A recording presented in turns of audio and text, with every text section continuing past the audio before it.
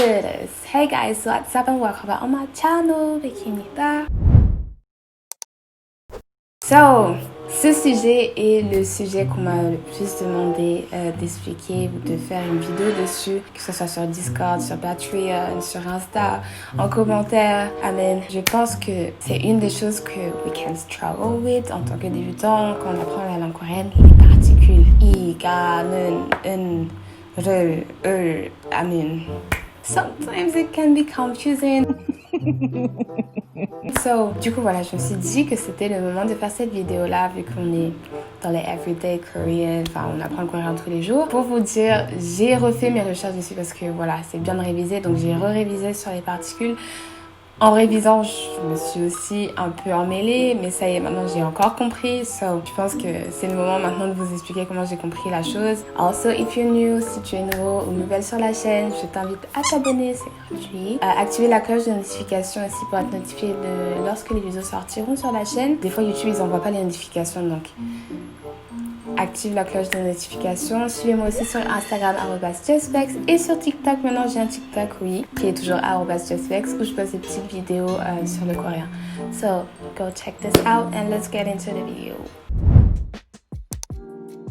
Donc pour ceux qui ne sont pas au courant, encore j'utilise des livres de Talk to Me in Korean qui sont en anglais et en coréen pour apprendre le coréen de manière générale. Donc ça fait presque 2 ans maintenant, on va dire ça fait 2 ans maintenant que j'étudie avec ces livres-là. Des fois ceux-là, enfin ils m'ont été d'une grande aide. Donc pour les particules, c'est mentionné dedans.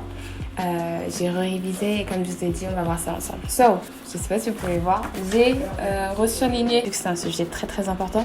J'ai surligné. Du coup, je vais vous expliquer ce que moi j'ai compris. On va commencer par cette particule-là. En gros, ce que j'ai compris, c'est qu'ils disent que cette particule-là, elle est utilisée pour faire comprendre en fait à ceux qui écoutent que l'objet dont on parle, c'est l'objet direct de la phrase. Et que cet objet-là en particulier va recevoir une action. Donc, dans cet exemple-là, ils ont donné l'exemple de sagwa. Sagwa qui est pomme en coréen. Donc, on va l'utiliser pour tous les exemples pour que vous puissiez comprendre. Et du coup, la phrase qui est utilisée ici, c'est 사과를 먹었어요. Donc ici, on peut comprendre vraiment qu'il y a une action qui est donnée à la pomme. Donc, la pomme, elle est mangée. La pomme, elle est mangée par quelqu'un. Donc, on utilise la particule 를. 사과를 먹었어요. C'est utilisé pour du coup parler d'un objet où il y a une action qui est directement faite dessus. Voilà. Maintenant vous pouvez me dire oui mais moi j'ai envie d'utiliser ga, des fois je vois 사과가, c'est quoi la différence? 사과가, il n'y a pas un truc qui est dessus aussi? C'est un peu légèrement différent. Quand vous allez utiliser ga du coup pour 사과가, en fait 사과 devient le sujet de la phrase. Et la condition ici, c'est que c'est pas obligé qu'il y ait une action qui est faite directement sur sagwa. Absolutely no action is being directly transferred to the sagwa. C'est-à-dire qu'il n'y a pas d'action qui est directement faite à sagwa, donc à la pomme. En utilisant du coup cette particule ga, c'est facile en fait pour ceux qui écoutent de prédire en fait le verbe qui sera utilisé, mais qui est un verbe du coup plutôt descriptif et non pas où il y a une action qui est directement faite comme 먹었어요. Je vous donne un exemple qui est mentionné ici, c'est 이 사과가 맛있어요. La pomme est délicieuse. Il n'y a pas vraiment d'action qui est faite directement sur la pomme, mais c'est plutôt un verbe qui décrit en fait la pomme. Est-ce que vous commencez à comprendre un peu? 사과를, c'est quand il y a une action qui est faite sur l'objet, du coup object marking particle.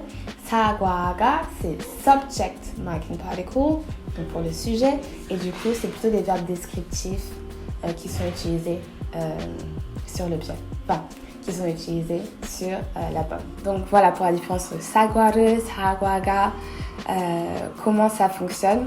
Et maintenant pour les particules je pense que vous savez déjà, ces particules-là sont utilisées lorsqu'on veut comparer du coup quelque chose à quelque chose d'autre.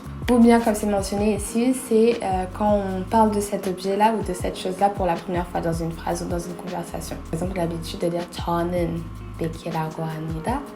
Je suis Becky.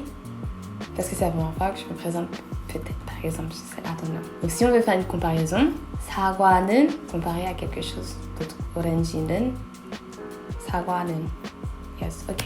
Donc pour faire un petit résumé, 사과를 et 을, c'est des particules qui sont utilisées lorsque y a une action qui est faite sur l'objet. Du coup pour l'autre, 사과가 ga est utilisé ici à sagwa pour indiquer que sagwa est le sujet de la phrase. La note ici, c'est de savoir qu'il n'y a pas forcément d'action qui est directement appliquée sur sagwa et c'est souvent des verbes descriptifs qui sont utilisés dessus. Sagwa가 맛있어요. Et le dernier point ici, du coup, c'est 는, je pense que c'est le plus simple. C'est lorsqu'on utilise ces particules pour faire une comparaison avec quelque chose d'autre ou lorsque l'objet est mentionné pour la première fois dans une conversation ou dans une phrase. Donc voilà à peu près tout pour les particules. J'espère que ça vous a un peu éclairé, un peu mieux ou vous avez compris. Et j'espère. S'il y a des Coréens natifs par exemple qui regardent cette vidéo et qui veulent partager leurs astuces, etc., n'hésitez pas à le faire dans les commentaires. Ça peut nous aider, nous qui étudions le coréen. Et voilà à peu près tout pour cette vidéo. J'espère que ça vous a plu. Like I said, si vous êtes nouveau, n'hésitez pas à vous abonner, à activer la cloche de notification, à me suivre sur Instagram et sur TikTok aussi. Et à demain du coup pour la prochaine vidéo parce qu'on apprend le coréen tous les jours. So yeah, join us!